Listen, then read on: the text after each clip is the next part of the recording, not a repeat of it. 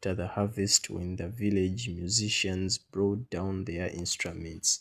Hung above the fireplace, Onoka would play with them, his face beaming with blessedness and peace.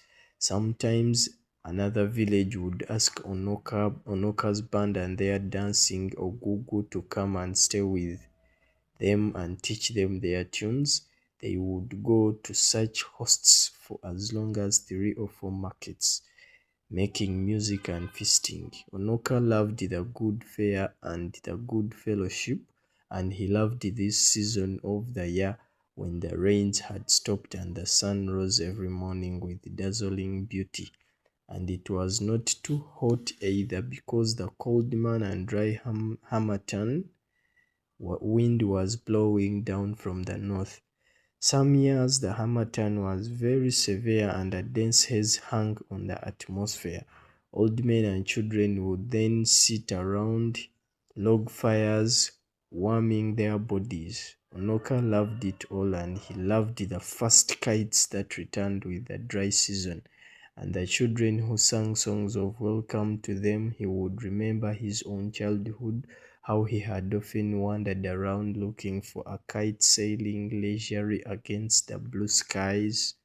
As soon as he found one, he would sing with his whole being, welcoming it back from its long journey and asking if it had brought home any length of cloth.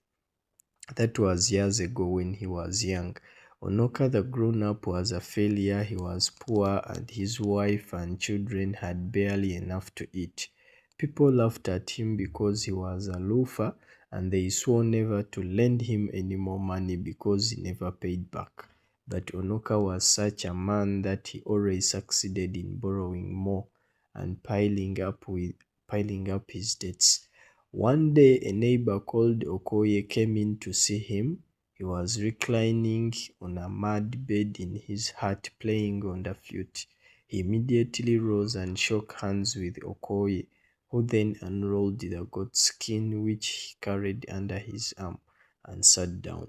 Onoka went into an inner room and soon returned with a small wooden disc containing a kola nut, some alligator pepper, and a lump of white chalk.